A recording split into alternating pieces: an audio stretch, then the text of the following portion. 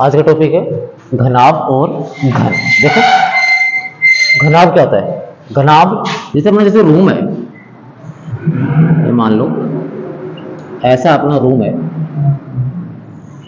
अपन जानते हैं घन की ये लंबाई होती है, ये चौड़ाई और ये ऊंचाई, ठीक है। जो एक होता है घनाभ, फर्क क्या अपन साथ साथ ही कर लेंगे इनमें। ये है घनाभ, ये तो हो गया सॉरी घनाभ, और ये हो गया घन। घनाभ की क्या होती है? लंबाई चौड़ाई और ऊंचाई तीनों अलग अलग होती हैं, लेकिन घन की लंबाई चौड़ाई और ऊंचाई तीनों क्या होती हैं? बराबर होती हैं, ठीक। अब पहली बात यह आती है कि सैनिक में यही पूछा जाता है जनरली कि लंबाई चौड़ाई ऊंचाई दे देगा और क्या पूछ लेगा? इनका पृष्ठीय क्षेत्रफल पूछ लेगा या ऊंचाई पूछ लेगा। देखो सबसे पहले पृष्ठीय क्षेत्रफल। घनाभ का पृष्ठीय क्षेत्रफल क्या होता है? घनाभ का पृष्ठीय क्षेत्रफल, देखो अपन जानते हैं कि घनाभ है वो आयत, एक आयत से मिलकर बना होता है, यानी आयत की लंबाई और चौड़ाई होती है। ऐसे देखो लंबाई और चौड़ाई, ठीक है। इसका मतलब अगर इसका पृष्ठीय क्षेत्रफल निकालना है तो अपन लंबाई चौड़ाई और ऊंचाई से निकालेंगे। तो एक मुझे ये बताओ, एक घनाभ के अंदर कितने आयत हो गए रे? एक इधर वाला, एक पीछे वाला, एक साइड वाला, एक इधर वाला, एक ऊपर और एक नीचे, 6 हो गए। यानी कि 6 का मैं क्षेत्रफल निकाल लूं। और एक बात मैं ये कह दूं कि जैसे इसका क्षेत्रफल है वो इसके सामने वाले का क्षेत्रफल होगा कि नहीं होगा? इधर वाले का क्षेत्रफल इधर वाले के बराबर होगा और ऊपर वाले का क्षेत्रफल नीचे वाले के बराबर होगा। यानी कि मैं 3 का क्षेत्रफल निकाल लूं, 3 आयत का क्षेत्रफल निकाल के 2 से गुणा कर दूं तो मेरे पास 6 आयत का क्षेत्रफल आ जाएगा नहीं आ जाएगा? और सीधी सी बात है कि अपन जानते भी हैं कि ये घनाभ के अंदर 6 फलक होते हैं, ठीक है। तो मैं ये लिख सकता हूं क्या? 2 into length into breadth plus breadth into height plus height into length. अब देखो सीधा सीधा इसको याद करने का तरीका भी होता है कि अपन सीधा ही अपन जानते हैं कि घनाभ के अंदर लेंथ ब्रीथ और हाइट होती है। एक बार क्या करेंगे? लेंथ को ब्रीथ से मल्टीप्लाई कर देंगे, एक बार ब्रीथ को हाइट से मल्टीप्लाई कर देंगे और एक बार हाइट को लेंथ से मल्टीप्लाई कर देंगे और इसको 2 से गुणा करते ही अपने पास क्या जाएगा? घनाभ का पृष्ठीय क्षेत्रफल। दूसरा देखो,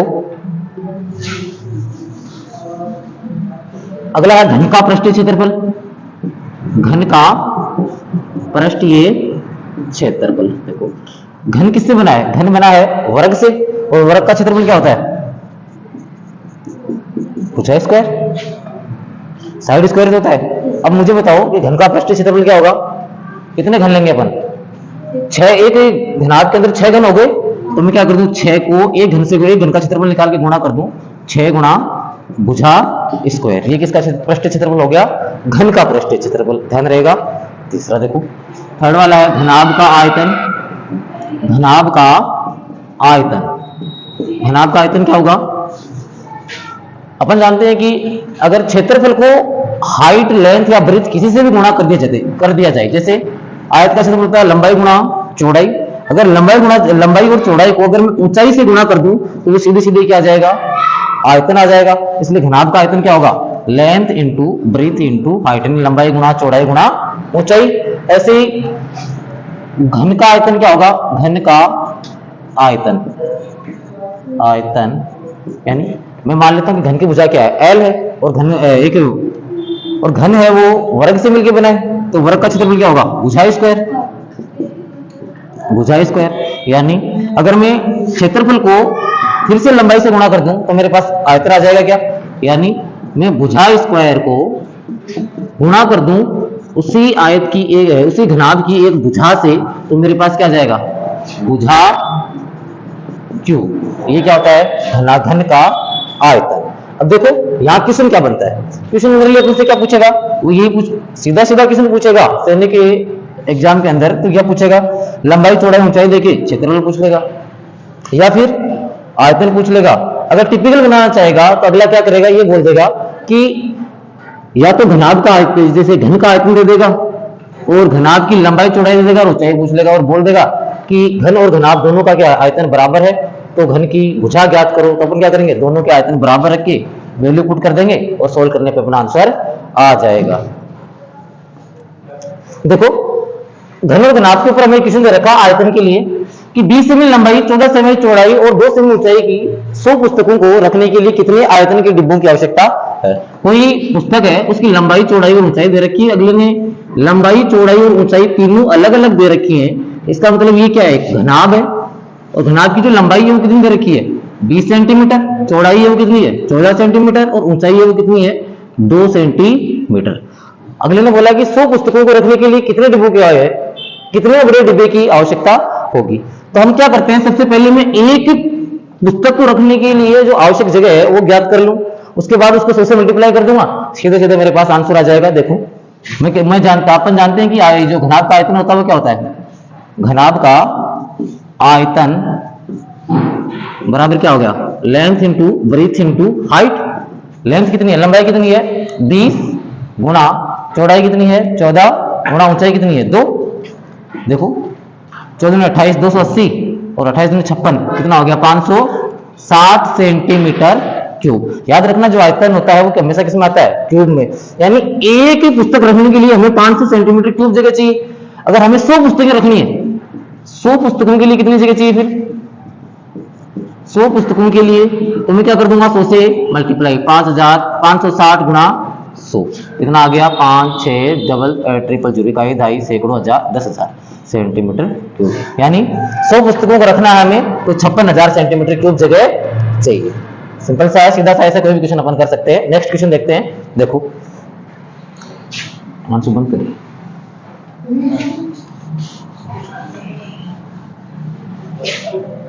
देखो नेक्स्ट है, एक क्वेश्चन दे रखा है, क्वेश्चन देख लेते हैं।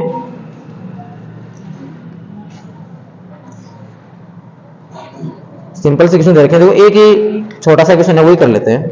क्या दे रखा है इसने, 6 सेमी कोर की माप वाले घन का आयतन।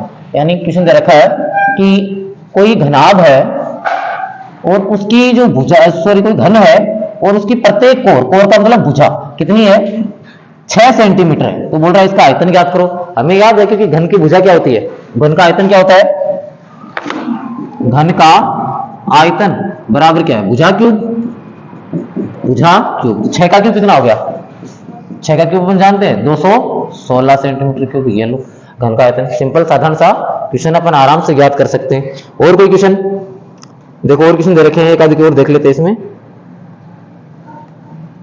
क्वेश्चन है 5 सेमी लंबे 7 घनों को मिलाकर बने घनाभ का पृष्ठीय क्षेत्रफल क्या होगा। देखो एक ध्यान रखना, जब भी किसी घन या घनाभ को जोड़ता है, घन को जोड़ रहा है, अगर 7 घनों को ऐसे जोड़ते हुए जा रहा है, देखो एक बार एक हाथ बना के दिखाता हूं मैं आपको। अगर वो अगर वो 7 घने से जोड़ते जा रहा है, मान लो कुछ भी सही नहीं बन पा रहा है मेरे से, तो क्या होगा, एक घन इसके साथ जैसे अगला कोई घन बनेगा, यहां बना लेते हैं, अगला कोई नेक्स्ट वाला ऐसा बनेगा। सारे घन बराबर हैं, लेकिन अगर इन घनों को जोड़ेंगे तो इनकी चौड़ाई में कोई चेंज होगा क्या, और होगा क्या, नहीं होगा। ऊंचाई में कोई चेंज होगा तो किस में होगा, लंबाई में। तो अभी अपन समझ गए कि अगर 5 कितने घन जोड़ रहा है, 7 घन जोड़ रहा है, तो जो नया घनाभ बनेगा, घनों को जोड़ने पे क्या बनेगा, घनाभ बनेगा, क्योंकि लंबाई में चेंज हो गया। तो इस घनाभ इसकी लंबाई कितनी होगी, एक की लंबाई 5 सेंटीमीटर है, तो 7 को जोड़ेंगे तो 7 गुना 5 कितनी होगी 35 सेंटीमीटर। चौड़ाई में कोई फर्क पड़ा क्या जोड़ने पर, नहीं पड़ा। तो चौड़ाई ऐसे की ऐसे चौड़ाई कितनी हो गई, कितनी है 5 सेंटीमीटर, और ऊंचाई भी कितनी है 5 सेंटीमीटर। देखो हमें बोला कि इसका पृष्ठीय क्षेत्रफल ज्ञात करो, और पृष्ठीय क्षेत्रफल ज्ञात करने के लिए हमें पृष्ठीय क्षेत्रफल का सूत्र याद होना चाहिए, सीधी सी बात है। और वो मैंने आपको सीधे सीधे ये बताया कि भाई एल बी एच लिखो, एल को बी से, बी को एच से, एच को एल से मल्टीप्लाई करके 2 से मल्टीप्लाई कर दो, आपका घनाभ का पृष्ठीय क्षेत्रफल आ जाएगा। घनाभ का पृष्ठीय क्षेत्रफल बराबर क्या हो गया, देखो 2 into L B plus B H plus H L. लो 2 गुणा लंबाई कितनी है 35 इंटू चौड़ाई कितनी है 5 प्लस चौड़ाई कितनी है 5 और ऊंचाई कितनी है 5 प्लस ऊंचाई कितनी है 5 गुणा लंबाई कितनी है 35। चलो गुणा करो, देखो 2 गुणा 35 को 5 से गुणा क्या आ गया 5 5 25 और 5 3 15 और 2 17 175 प्लस 5 को 25 और 35 5 175, ये आ गया क्या ऐड कर दो तीनों को, 2 गुणा 5 5 10 और 5 15 का 5, असल की 1, 7 और 2 9 और 1 10, 10 और 7 17 का 7, कैरी किया 1 1 1 2 और 3, कितना आ गया 375। 375 गुणा 2 कितना हो गया 5 और 10 की शून्य, असल की 1, 7 और 14 और 1 15 5, कैरी किया 1, 3 2 6 और 1 7, 750 सेंटीमीटर स्क्वायर। क्षेत्रफल पूछा तो हमेशा किस में आएगा स्क्वायर में, और आयतन पूछा किस में आएगा क्यूब में। ठीक है, देखो आसान से क्वेश्चन है, कैसे बना सकता है अगला, लेकिन ध्यान रखें जब भी घन घनाभ इनको जोड़ेगा तो ऊंचाई में और चौड़ाई में कोई फर्क नहीं पड़ेगा, केवल किस में पड़ेगा लंबाई में फर्क पड़ेगा। नेक्स्ट क्वेश्चन है, देखो देखो नेक्स्ट क्वेश्चन है, एक 8 मीटर और 5 सेमी 8 मीटर लंबा 5 सेमी चौड़ा और 80 सेंटीमीटर वाले लकड़ी के लट्टे में से 20 सेमी भुजा वाले कितने घन निकाले जा सकते हैं। एक बात याद रखना, जब भी आपके सामने अगर ऐसा कोई क्वेश्चन आए कि किसी घनाभ में से कितने घन निकाले जा सकते हैं, कितने घन में से कितने घनाभ निकाले जा सकते हैं, तो छोटी सी बात अपन को याद रखनी है हमेशा कि ऊपर तो लिख देंगे अपन बड़े वाले का आयतन, क्या लिखेंगे बड़े वाले का आयतन बटे छोटे का आयतन। यानी मेरे को बताओ, जो ये लकड़ी का लट्ठा है इसमें से अपन घन निकाल रहे हैं, इसका मतलब जो लकड़ी का लट्ठा है ये बड़ा है और जो छोटे बॉक्स निकलेंगे वो छोटे होंगे, तो बड़े वाले का आयतन बटे छोटे वाले का आयतन बराबर क्या होती है संख्या होती है। चाहे ये क्षेत्रफल में पूछे चाहे आयतन में पूछे, जब भी यहां से क्वेश्चन बनाएगा अगर इसमें घन और घनाभ का लेगा तो कन्फर्म वो आयतन का होगा, और अगर ये आयतन और वर्ग से लेगा तो वो किसका होगा क्षेत्रफल का होगा। देखो बड़े वाले का आयतन यानी घनाभ का आयतन क्या होगा, तब बड़े वाला क्या है लंबाई चौड़ाई ऊंचाई अलग अलग दे रखी है, इसका मतलब घनाभ है, और घनाभ का आयतन क्या होगा L into B into H upon छोटे वाले क्या है, अगले ने बोला घन निकाले जा सकते हैं, घन निकाले जा सकते हैं, इसका मतलब घन का आयतन क्या हो गया रे बुझा क्यूब लो, तो यानी मैं L का क्यूब लिख देता हूं।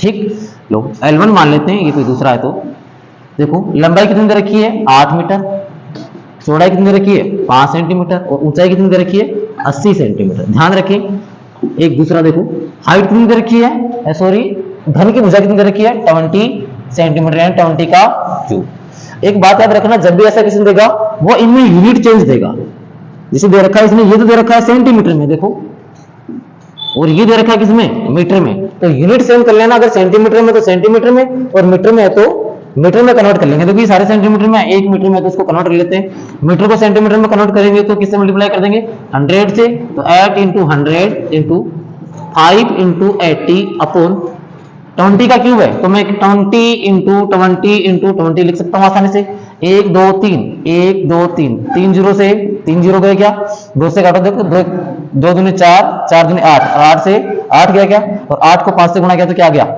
8 5 40, यानी ऐसे कितने घन निकाले जा सकते हैं 40 घन निकाले जा सकते हैं। उस घन की भुजा क्या होगी जिसका पृष्ठीय क्षेत्रफल 216 सेंटीमीटर स्क्वायर हो। देखो हमें इस बार क्षेत्रफल देके क्या पूछा है भुजा पूछी है, तो अपन कुछ नहीं करना, डायरेक्ट वही काम करना है, क्या करेंगे घन का पृष्ठीय क्षेत्रफल दे रखा है तो पृष्ठीय क्षेत्रफल का फॉर्मूला लगा देंगे, तो घन का पृष्ठीय क्षेत्रफल क्या होता है, घन का पृष्ठीय क्षेत्रफल क्या होगा, घन का पृष्ठीय क्षेत्रफल दे रखा है 216 सेंटीमीटर स्क्वायर, घन का पृष्ठीय क्षेत्रफल क्या होता है 6 गुणा भुजा स्क्वायर बराबर 216, इधर लिख देता हूं 216, 6 मल्टीप्लाई में दे रहे थे किसमें आ गया डिवाइड में, भुजा स्क्वायर बराबर 216 बटे 6, 216 में 6 का भाग दो कितनी बार गया 36 18 6 6 36 बार गया क्या। चलो ये लिखा हुआ है भुजा स्क्वायर के बराबर, जैसे ही इसका स्क्वायर हटेगा इसके ऊपर क्या जाएगा अंडर रूट, लो मैंने अंडर रूट लगा दिया, और 36 का अंडर रूट कितना आ गया रे 6, यानी इस घन की भुजा क्या होगी 6। हो सकता है वो पृष्ठीय क्षेत्रफल देख के, अब पृष्ठीय क्षेत्रफल दे दिया और हमें पूछ ले आयतन, यही क्वेश्चन में अगर वो ये पूछ लेता उस घन का आयतन ज्ञात कीजिए, देखो मैं चेंज कर देता हूं अभी, सेम क्वेश्चन ही है देखो कुछ खास नहीं है, उस घन का आयतन, उस घन का आयतन ज्ञात कीजिए जिसका पृष्ठीय क्षेत्रफल क्या है 216 सेंटीमीटर स्क्वायर। तो मैं क्या करता, सबसे पहले मुझे क्षेत्र आयतन ज्ञात करने के लिए घन की भुजा चाहिए, और तो मैं क्या करूंगा, क्षेत्रफल का सूत्र लगा के मैंने घन की भुजा फाइंड आउट कर ली, और मैं जानता हूं घन का आयतन क्या होता है, घन का आयतन क्या होगा, क्या होता है, भुजा क्यूब, और 6 का क्यूब कितना हो गया, 216। यानी कि इस घन का जितना क्षेत्रफल है उतना ही क्या है इस घन का आयतन है। तो ऐसे भी पूछा जा सकता है, ये तो 7 डिजिट मैच हो गए, अन्यथा ऐसा होता नहीं है। तो आसानी से कर सकते हैं ऐसे क्वेश्चन।